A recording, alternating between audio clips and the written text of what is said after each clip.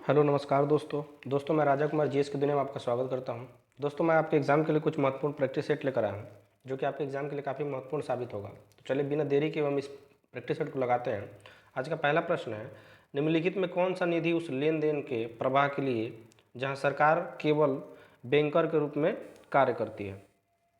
तो इसका सही आंसर जो होगा वह होगा लोक लेखा निधि। लोक लेखा निधि जो होता है जिसे ही हम उस लेन देन के प्रवाह के लिए लोक लेखा निधि उसको कहते हैं जिस लेन देन में जब सरकार केवल बैंकर के रूप में कार्य करती है। लोक लेखा समिति में जो होती है वह 22 सदस्य होता है, जिसमें कि 15 लोकसभा के सदस्य होते हैं और जो है उसके बाद 7 जो होते हैं राज्यसभा के सदस्य होते हैं।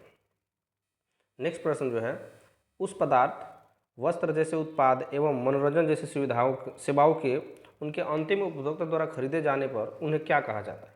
तो इसका सही आंसर जो होगा वह हो जाएगा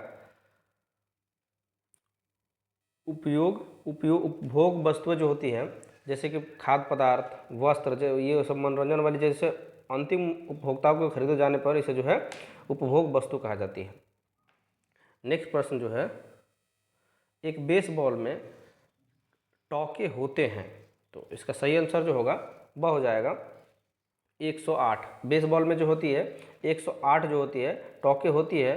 और आपको ये भी मालूम होना चाहिए कि बेसबॉल जो खेल है इसका जन्मदाता जो देश है वह संयुक्त राज्य अमेरिका है। और बेसबॉल जो है बहुत सारे देशों का राष्ट्रीय खेल भी है, जैसे कि बेसबॉल अमेरिका का राष्ट्रीय खेल है, वेनेजुएला का राष्ट्रीय खेल है, ताइवान का राष्ट्रीय खेल है, क्यूबा का राष्ट्रीय खेल है और जो है डोमिनिकन गणराज्य जो है उनका राष्ट्रीय खेल बेसबॉल है। बेसबॉल जो खेल होता है उसमें मुख्यतः जो होते हैं 9 खिलाड़ी होते हैं। बेसबॉल में जो होते हैं 9 खिलाड़ियों की संख्या होती है। नेक्स्ट प्रश्न जो है, निम्नलिखित में कौन सी एक शास्त्रीय नृत्य शैली है? तो इसका सही आंसर जो होगा वह हो जाएगा शास्त्रीय। शास्त्रीय जो है शास्त्रीय नृत्य है। आपको पता है कि शास्त्रीय जो नृत्य है वह असम का शास्त्रीय नृत्य है। भारत सरकार के सांस्कृतिक मंत्रालय ने छऊ नृत्य को शास्त्रीय नृत्य का भी दर्जा दिया है। तो आइए पहले क्या था, शास्त्रीय नृत्य की संख्या जो थी वह केवल जो है 7 थी, लेकिन छऊ जब से शामिल हुआ तो शास्त्रीय नृत्य की संख्या जो हो गई है 8 हो गई है। तो अभी हम जानते हैं कि शास्त्रीय नृत्य की संख्या जो है कौन कौन से शास्त्रीय नृत्य है। तो आपको पता है कि सबसे पहला भारतनाट्यम जो तमिलनाडु का है। उस दूसरे नंबर में कथकली जो कि केरल का है। तीसरे नंबर में ओडिसी जो कि उड़ीसा का है। चतुर्थ नंबर में मणिपुरी जो मणिपुर का है। 5वें नंबर पे कथक जो कि उत्तर प्रदेश का है यानी उत्तरी भारत का है। और 6ठे नंबर में कुचिपुड़ी जो आंध्र प्रदेश का है। और 7वें नंबर पे सात्रिया जो असम का है। और 8वें नंबर पे है मोहिनी अट्टम जो कि केरल का है। नेक्स्ट प्रश्न जो है, मूल्य एवं पूंजी नामक पुस्तक के लेखक कौन है? मूल्य और पूंजी नामक पुस्तक जो है वह जो है J.R. हिक्स के द्वारा लिखी गई थी। और नेक्स्ट प्रश्न जो है, भारत में पहली बार सोने के सिक्के डैश राजवंश या राज्य द्वारा जारी किए गए थे? तो इसका सही आंसर होगा वह हो जाएगा यवन शासक जो थे भारत में सबसे पहले जो है सिक्के जारी किए थे। उसके बाद जो इंडो ग्रीक शैली जो सिक्के में सर्वप्रथम जो राजा नाम तथा तिथि अंकित किया गया था वो इंडो ग्रीक सिक्कों पे किया गया था। भारत में सबसे शुद्ध सिक्का का प्रचलन जो पूछा जाएगा तो वह हो जाएगा कुषाण काल, यानी शुद्ध पूछा जाए तब हो जाएगा उसका कि कुषाणों ने जो है भारत में सबसे अधिक जो है शुद्ध सिक्कों का प्रचलन दिया था। उसके बाद अगर भारत में स्वर्ण सिक्कों का प्रचलन जो पूछा जाए, शुद्ध सिक्कों का प्रचलन तो कुषाण काल में हो गया था, लेकिन स्वर्ण सिक्कों का पूछा जाए तो इंडो ग्रीक या हिंद यवन बोल सकते हैं। इंडो ग्रीक बोलेंगे, नहीं तो उसका हिंद यवन जो थे वो शासकों ने जो है सबसे अधिक जो है स्वर्ण सिक्के चलाए थे। नेक्स्ट प्रश्न जो है,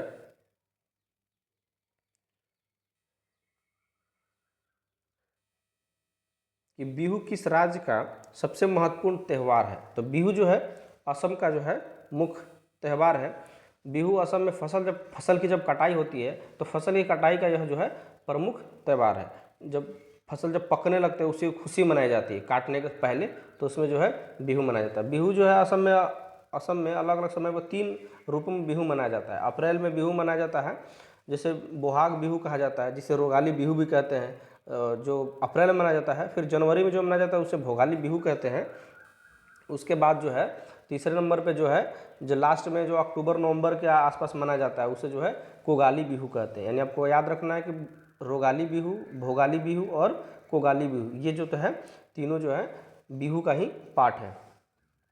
नेक्स्ट प्रश्न जो है, उस प्रसिद्ध भारतीय लेखक का नाम बताइए जिसने अनटचेबल और कूली जैसे उपन्यास लिखे हैं। तो इसका सही आंसर जो होगा वह हो जाएगा मुल्कराज आनंद। मुल्कराज आनंद ने अनटचेबल, कूली जैसे जो है उपन्यास लिखे हैं। और अन्य जो बहुत सारे लेखक जो थे, जैसे कि मुख्य पुस्तक जो है वह द इनसाइडर जो है पीवी नरसिम्हा राव के द्वारा लिखा गया था। गाइड जो है गाइड आर.के. नारायण द्वारा लिखा गया था। गाइड जो था वह जो है वह आर.के. नारायण द्वारा लिखा गया था। और इन कस्टडी जो है अनीता देसाई के द्वारा लिखा गया था। गांधी और स्टैलिन पुस्तक जो है लुइस फिशर के द्वारा लिखा गया था। हाफ गर्लफ्रेंड पुस्तक जो है वह चेतन भगत के द्वारा लिखा गया था। उसके बाद जो हो जाएगा कि ए न्यू वर्ल्ड जो है अमित चौधरी के द्वारा लिखा गया था। ए ब्रूस विथ लाइफ जो है वह सतीश गुजराल के द्वारा लिखा गया था। सुटेबल बॉय जो है विक्रम सेठ के द्वारा लिखा गया था। उसके बाद जो है मदर टेरेसा जो है नवीन चावला के द्वारा लिखा गया था। उसके बाद नेताजी एंड गांधी, ये जो है शशि अहुलिया के द्वारा लिखा गया था। अब माई स्टाई जो है कमला दास के द्वारा लिखा गया था। यह मुख्य पुस्तकें हैं। नेक्स्ट प्रश्न जो है, सिगिरिया भित्ति चित्र और दाम्बुला गुफा चित्र कहाँ पाए जाते हैं। तो इसका सही आंसर जो हो जाएगा वह हो जाएगा श्रीलंका। श्रीलंका में जो है सिगिरिया भित्ति चित्र और दम्बुला गुफा जो है श्रीलंका में पाए जाते हैं। सिगिरिया भित्ति चित्र 1300 साल पहले सिगिरिया पहाड़ी पर चित्रित किए गए थे, इसीलिए सिगिरिया भित्ति चित्र कहते हैं। सिगिरिया भित्ति चित्र जो है अजंता गुफाओं चित्रकला शैली में भी कुछ समानता रखता है। जैसे सिगिरिया जो भित्ति चित्र है अजंता गुफा में जो भी चित्रकला बनाई गई गुप्त काल में, तो उससे भी कुछ समानता रखता है। नेक्स्ट प्रश्न जो है, वारली लोक चित्रकारी किस राज्य का लोक कला का एक रूप है। तो इसका सही आंसर जो हो जाएगा वह हो जाएगा महाराष्ट्र। महाराष्ट्र में जो है वारली चित्रकारी जो बनाया गया था वो महाराष्ट्र राज्य का एक लोक कला, एक चित्रकारी है। तो और भी कुछ बहुत सारे चित्रकला है जो कि और राज्य से संबंधित है, तो उसके बारे में हम जान लेते हैं। जैसे कि मधुबनी चित्रकला वह जो है बिहार से संबंधित है। पट चित्रकला जो है उड़ीसा से संबंधित है। पिथौरा चित्रकला जो है वह गुजरात और मध्य प्रदेश संबंधित है। उसके बाद आता है कलमकारी चित्रकला जो है, कलमकारी जब आपसे पूछा जाए तो आंध्र प्रदेश का चित्रकला है। काली घाट जो चित्रकला है वो पश्चिम बंगाल का चित्रकला है। चिकनकारी चित्रकला पूछा जाए, चिकनकारी चित्रकला तो वह उत्तर प्रदेश का है। तंजौर चित्रकला पूछा जाए तो वह है तमिलनाडु का। और फूलकारी चित्रकला पूछा जाए तो वह है पंजाब का। फिर से आप नोट कर लेंगे, मधुबनी चित्रकला बिहार से, पट चित्रकला उड़ीसा से, पिथौरा चित्रकला गुजरात से, कलमकारी चित्रकला आंध्र प्रदेश से, काली घाट चित्रकला पश्चिम बंगाल से, चिकनकारी चित्रकला उत्तर प्रदेश से, तंजौर चित्रकला तमिलनाडु से, फूलकारी चित्रकला पंजाब से।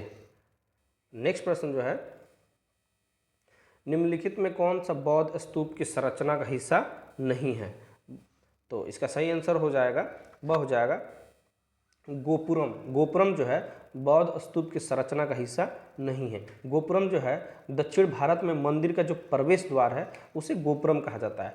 बाकी जो है आंदा, यष्टि, हर्निका, यह जो है बौद्ध स्तूप का जो है एक हिस्सा होते हैं। लेकिन गोपुरम जो है जो दक्षिण भारत में जितने भी मंदिरों का प्रवेश द्वार बनाया जाता है उसे जो है गोपुरम कहा जाता है।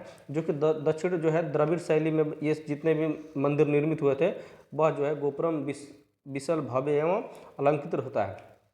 बौद्ध स्तूप बुद्ध के अवशेषों पर बनाया गया एक अवशेष है, जिसे बौद्ध स्तूप आप कहते हैं। तो बुद्ध की जब मृत्यु हुई थी तो उसके अवशेषों पर जो बनाए गए थे उसे ही बौद्ध स्तूप कहा जाता है।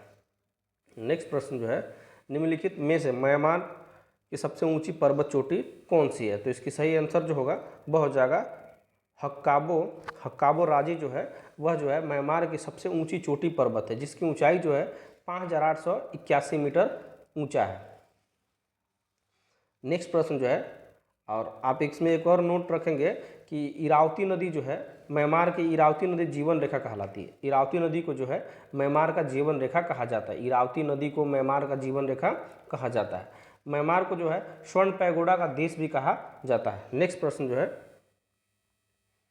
वित्त आयोग का गठन भारत के राष्ट्रपति द्वारा संविधान के अनुच्छेद के तहत किया गया। तो इसका सही आंसर जो हो जाएगा वह हो जाएगा अनुच्छेद 280।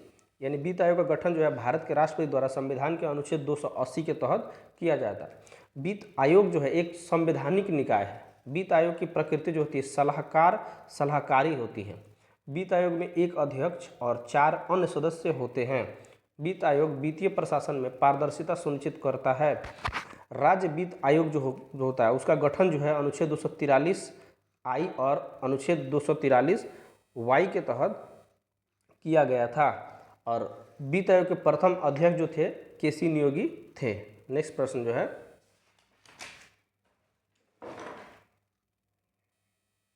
भारत के नए राष्ट्रपति द्रौपदी मुर्मू का जन्म भारत के किस राज्य में हुआ था? तो इसका सही आंसर जो होगा वह हो जाएगा ओडिशा। ओडिशा से भारत की जो नए राष्ट्रपति द्रौपदी मुर्मू है उनका जन्म जो है ओडिशा में हुआ था। नेक्स्ट प्रश्न जो है, ब्रिटिश हाउस ऑफ कॉमन्स का सदस्य बनने वाला पहले भारतीय कौन थे? तो इसका सही आंसर होगा वह आंसर हो जाएगा दादा भाई नौरोजी। दादा भाई नौरोजी जो है ब्रिटिश